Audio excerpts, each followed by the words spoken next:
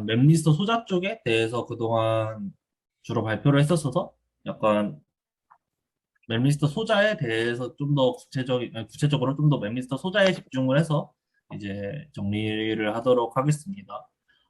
먼저 제가 이 왼쪽에 있는 맵리스터 테크놀로지 이 책에 대해서 그 챕터별로 매주 요약을 하면서 이제 발표를 했었는데 뭐 이렇게 맵리스터를 이제 그 성능을 향상시키기 위해서 뭐 A, B, C, D 뭐 이런 식으로 여러 가지 뭐 키핑 레이어 뭐 이런 것도 만들고 아니면 뭐 밴드겹 머티리얼 뭐 이런 것 뭐 액티브 머티리얼을 두 개 쓰기도 하고 뭐 이러면서 여러 가지 웹리스트 소자를 발전을 시켜왔는데 이렇게 우선 A 보시다시피 가장 기본적으로 웹리스터가 대부분 현재 주로 이제 연구가 되는 게 MIM 구조에 여기 인슐레이터 쓰고 여기 탑 일렉트로드 바텀 일렉트로드 다 메탈 써가지고 MIM 구조의 맵리스터 소자들이 지금 현재로서 제일 많이 연구가 되고 있는데, 주로, 뭐, 인슐레이터 하프늄 옥사이드, TiO2, 뭐, 이렇게 여러 가지 사용이 되고 있고, 뭐야, 이게,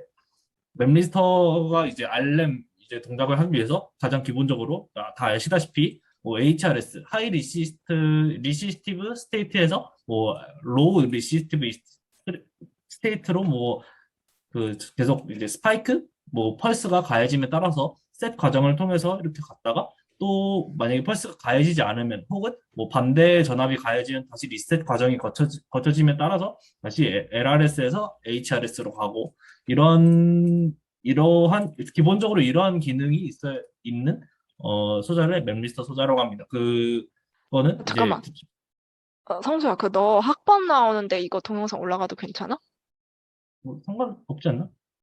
이거 뭐, 그렇긴 하지. 일단은 뭐 바꿀까? 네. 그럼 이어서 하겠습니다. 네. 그래서 뭐 그때 뭐 말씀을 드렸다시피 뭐 이렇게 이 인슐레이터를 통해서 전류가 흐르는 방법은 뭐 VCM, ECM 이렇게 두 가지가 있다. 이렇게 해서 터주차의 말씀 뭐 그동안 말씀을 여러 번 드렸었고 그리고 스위칭 모드에서는 또 유니폴라 모드, 바이폴라 모드가 있는데 뭐 유니폴라 모드는 이게 줄 히팅 이 이펙트가 주로 도미넌트 할 때 유니폴라 모드로 작동을 하고 뭐 바이폴라 모드는 일렉트릭 필드 이펙트가 주로 이 메인 이걸 작용을 할 때 이때 바이폴라 모드로 작동을 한다라고 말씀을 그동안 드렸습니다. 그래서 이렇게 뭐 맵리스터로 사용되는 걸로는 주로 일단 제가 말씀드렸던 MIM 이러한 소재가 있었고 그다음에 지난주에 말씀드렸던 거는 뭐 이제 여러 가지 사실 뭐 맵리스터로 여러 가지가 제시가 되고 있는데 여기서는 이거는 이제 MIM 구조의 투 터미널 소자였는데 이제 쓰리 터미널 소자의 페로 팻 그러니까 페로 일렉트릭한 성질을 가진 FET를 이용해서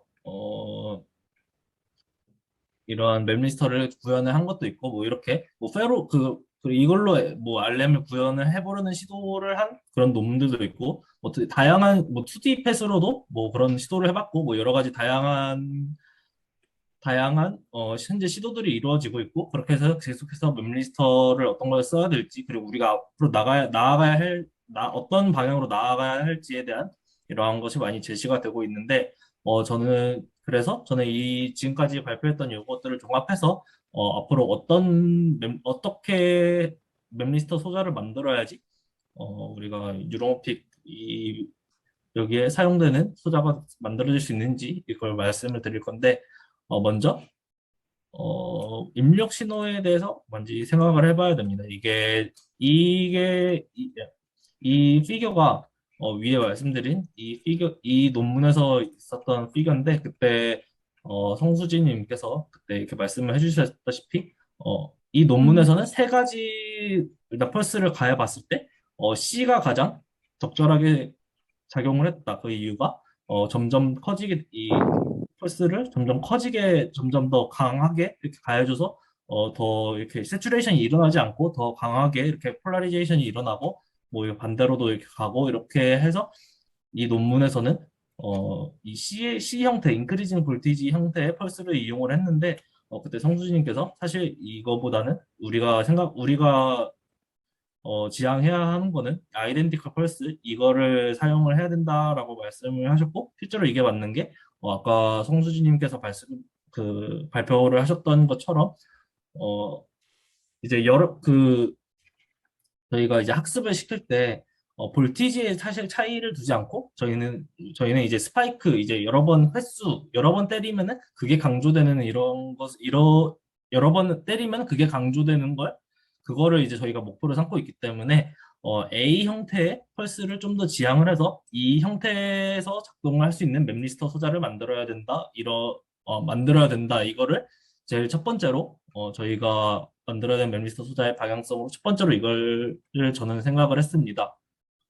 그리고 두 번째로 필라멘트의 제어인데 이거는 이제 MIM 구조의 맵리스터에서 그 생기는 이제 직면한 가장 큰 문제점인데 이제 MIM 이제 인슐레이터인데 여기서 저희가 전류를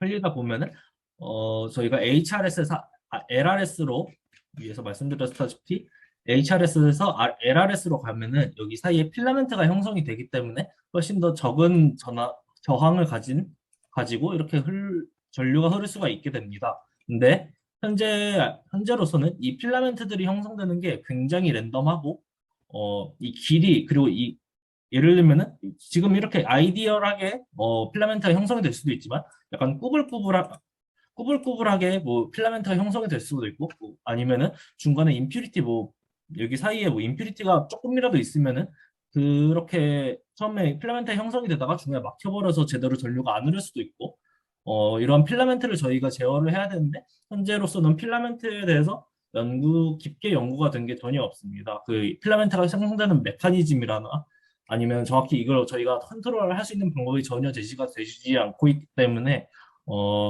저희가 올바르게 저희가 제어할 수 있는 맵리스터 소자를 만들기 위해서는 필라멘트를 제어하는 방법을 저희가 이제 잘 익혀야 합니다.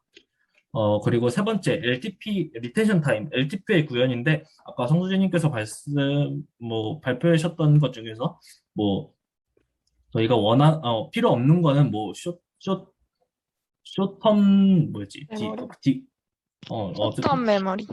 휴대폰 메모리로 이렇게 가서 뭐 금방금방 사라져야 되고 그다음에 우리가 필요한 거는 뭐 롱텀 메모리로 돼서 처음에 삭제이 되었을 때 길게 계속 남아야 되는데 현재로서는 이 숏텀 메모리만 제대로 구현이 되고 있고 롱텀 메모리는 사실 지금 구현이 제대로 되지가 않고 있습니다. 그 이유가 숏텀 메모리로 이렇게 만약에 스파이크가 가해져서 전류 신호가 가해져서 이렇게 학습이 돼서 필라멘트 형성이 되면은 슈터 메모리처럼 이렇게 시간이 지남에 따라 디퓨전이 돼서 이 필라멘트가 사라지고 다시 HRS로 돌아가게 되는데 뭐 지금 뭐 기껏해야 그게 뭐 리텐션 타임이 뭐 30분 뭐 기껏해야 뭐 이 정도밖에 안 되기 때문에 롱텀 메모리로 가져가는데 상당히 한계가 있습니다. 지금 현재로서는. 그래서 맵리스트 소자 하나로 이 슈텀 메모리와 롱텀 메모리 저희가 둘 다 제어를 해서 원하는 메모리를 형성할 수 있을 그런 소자를 만드는 방향성으로 이제 연구가 진행이 되어야 합니다. 그리고 네 번째로 이게 뭐라고 써야 될지 몰라서 아날로그라고 썼는데 사실 제가 위에 이 논문을 봤을 때 가장 아쉬웠던 점이 이게 뉴로모픽 어플리케이션을 위해서 이 페로 시냅스 소자를 이용했는데 이게 32레벨로 나눴습니다. 그래서 이게 이 소자가 가지는 컨덕턴스 상태를 32개로 나눠서 이렇게 32개로 나눠서 이거를 만든 건데 사실 어찌 보면은 32레벨로 나눈 거는 그냥 어찌 보면 잘게 나눠진 디지털 신호로 생각을 할 수가 있는데 조금 더 저희가 이제 최종적으로 나아가야 되는 거는 아날로그하게 이게 스파이크가 여러 번 가해졌다가 어느 정도 시간이 지났을 때 이게 뭐 정확히 어떤 스테이트 뭐 16번째 스테이트에서 이렇게 스테이트의 전류가 흐른다 뭐 이게 아니라 어 그냥 딱 아날로그하게 뭔가 뭔가 뭐라 해야 되지? 약간 디지털화되지 일관적으로 가야 않고 된다. 약간 그런 어, 32레벨이 아니라 그냥 어쨌든 되게 아날로그한 상태로 이렇게 나눠서 이거를 저희가 유로 이 시스템 이걸로 구현을 할 수가 있어야 하는데 사실 이 논문뿐만 아니라 사실 여러 가지 시도를 할 때, 그냥 여러 레벨로 나눠도 이거를 이제 시냅스 소자 뭐 이런 식으로 사용할 수가 있다라고 말하고 있는데 정확히는 이렇게 좀 더 아날로그한 그런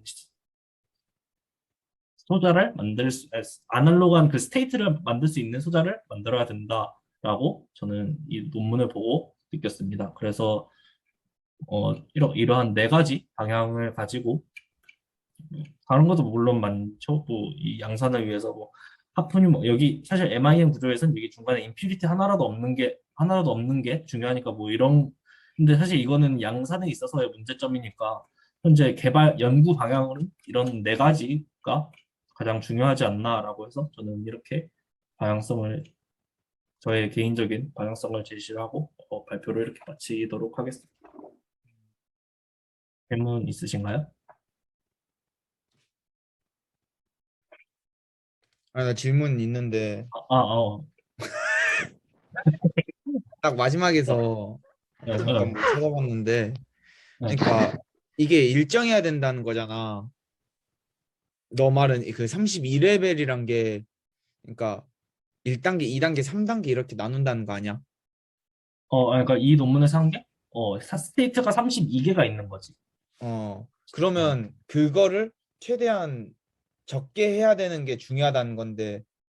아니, 아날로그하다는 게 어찌 보면, 이 삼 예를 들면은, 이게 뭐 1의 상태고, 이게 0의 상태다 이러면은, 이렇게 둘이 32개로 나눠져 있는 게 아니라, 그냥 아날로그에 쫙 돼 있어서, 이 중간에 스테이트도 될 수가 있는? 음, 말을 정리를 못 하겠네. 네. 그러니까 그 내가 생각했을 때 나 말해도 돼? 어, 그러니까 내가 생각했을 때는 그래. 저 스테이트 하나가 그 컨덕턴스 상태 하나를 나타내잖아. 그러니까 음, 32개면 32개의 정보인 거라고 생각하거든. 그래서 그 VMM 그거 연산 수행할 때, 어, 그 뭐냐, 400개의 픽셀이면은 400개의 컨덕턴스 상태로 가지고 실험을 한다. 이렇게 나와 있었거든, 논문들 보면은. 음, 그러니까 이 스테이트가 많으면 많을수록 좋은 것 같아. 그럼 그만큼 어, 내가 나타낼 수 있는 정보가 많은 거니까. 뭐 픽셀이 예를 들어서 1부터 256까지 있잖아. 그럼 컨덕턴스 상태는 한 300개로 유지해 주는 게 좋은 거고, 뭐 픽셀을 뭐 겁나 고해상도여서 뭐 몇만 개 픽셀을 하고 싶다. 그럼 몇만 개 스테이트가 있어야 되는 거 아닐까? 라고 어. 내 생각해봤어. 맞아.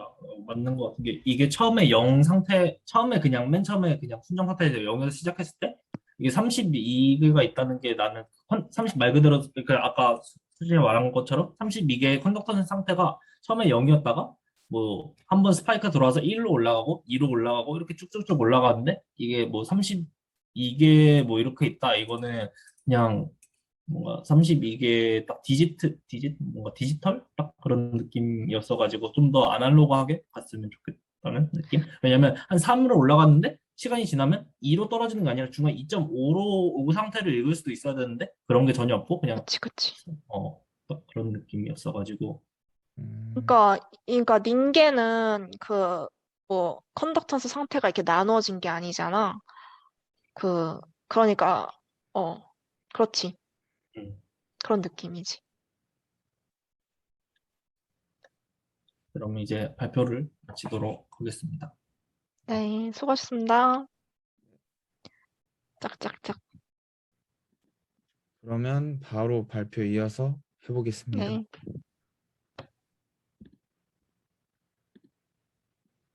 보여요? 네. 네. 아닌데. 그, 어, 됐나? 음, 네, 네, 그럼 지금부터 발표 시작해 보겠습니다. 네, 잘 들리시죠? 네, 네. 네.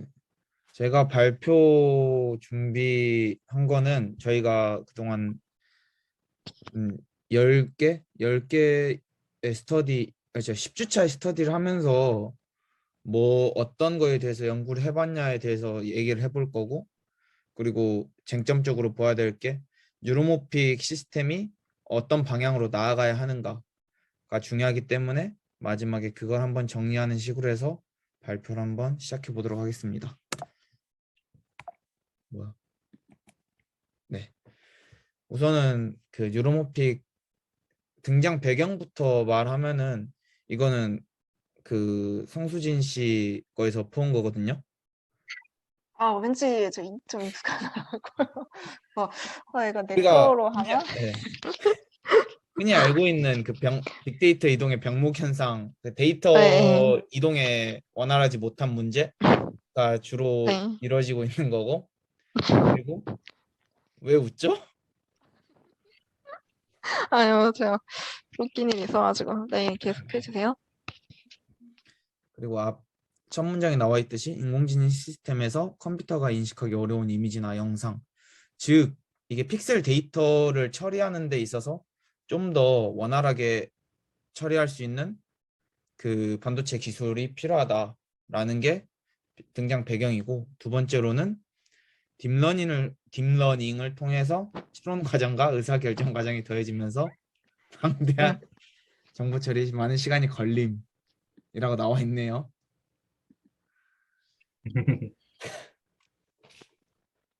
그리고 세 번째, AI의 지속적인 성능 개선을 위해 알고리즘과 아키텍처의 개발. 그러니까 결론적으로 지금 컴퓨터 기술은 물론 뭐 양자 컴퓨터 큐빗을 이용한 그 영일 사이의 값을 좀 더 구체화시키는 방법도 있지만, 결론적으로는 이게 리미트가 있다는 거죠. 그 리미트를 넘어서 좀 더 저전력, 그리고 원활한 데이터 이동, 그리고 우리가 할 수 있는 인간적인 추론이나 의사결정 과정이 할 수 있느냐를 원하는 게 뉴로모픽 컴퓨팅이라는 게 이 슬라이드에서 설명하고 싶은 내용이었습니다. 그러면 이걸 어떻게 해야 되냐? 이 두 번째 줄에 있는 거는 우리가 학습, 그렇죠. 학습을 통해서 이루어지게 되죠. 네. 보면은 강화학습을 통해서 이루어지게 되는데, 이것도 저희가 그 성수는 안 했겠지만 그때 민수가 이거 들고 온 거거든요. 강화학습을 통해서 결국엔 최고의 보상을 찾게 되는 과정에 대해서 저희가 스터디를 했었는데, 거기서 나온 게 이 MDP랑 큐러닝을 이용한 학습이 있더라고요. 그리고 다시 앞으로 와서 저희가 해본 거를 쭉 한번 돌이켜 보니까 성수랑 저는 좀 이 메모리 소자에 관해서 좀 많이 했고, 이 소자의 계면 공정이나 어떤 그 이온 마이그레이션이 어떻게 이루어지는지, 그리고 호핑 메커니즘, 또 하프늄, 뭐 안티모늄, 막 페로브스카이트 다양한 물질을 이용하는 것도 봤죠. 액티브 배터리를 두 개를 두던가, 아니면 MIM 구조에서 메탈을 바꾸던가, 이런 식으로 저희가 스터디를 진행했었고, 이 소프트웨어 부분에서는 민수가 ANN 구조, 그리고 그 자기가 학습하고 있는 디지트를 보여주는 식으로 어떤 함수를 이용하는지, 렐로 함수나 아니면 그 구글링을 해서 찾은 거를 통해서 머신러닝을 이용을 했다라는 게 있었고, 이 슬라이드에 나온 거는 계면 공정에 대한 내용이에요. 저희가 처음부터 한번 짚어볼 건데, 이거는 그거죠. 저희가 맨 처음 봤던 옥시젠 백앤시가 어떤 방향으로 이동하냐에 따라서 아이오늄, 그러니까 페로브스카이트에서 아이 이온이 어떤 메커니즘의 계면에서 상태가 되느냐를 확인해 보는 것에 대해서 한번 해봤고, 그 다음으로는 이것도 뭐냐, LRS와 HRS 셋 과정과 리셋 과정에서 어떤 히스테리시스를 가지고 있느냐를 페로브스카이트 물질을 통해서 한번 확인해 보는 계기도 있었고, 그 전에 성수가 했던 하프늄 옥사이드 물질에서도 한번 이런 히스테리시스에 대해서 한번 보는 과정도 있었습니다. 어떤 사이클에 따라서 몇 사이클이냐에 따라서 본 것도 있고, 어떤 펄스를 줬느냐에 따라서 본 이 IV 커브를 확인한 경우도 있었고. 오케이. 이거는 그 사이클이죠. 몇 사이클 돌렸느냐에 따라서 이 같은 물질인데도 성능이 히스테리시스, 이 셋 과정과 리셋이 어떤 과정으로 변하게 되느냐를 보게 된 거고, 결국엔 이 하드웨어적인 부분에서는 거의 최적화를 찾기 위한 작업을 계속하고 있었던 것 같아요. 저희가 그 스터디를 하는 과정 중에서도. 오케이, 이거는 아까 설명했던 머신러닝에 관해서 저희가 했던 거고.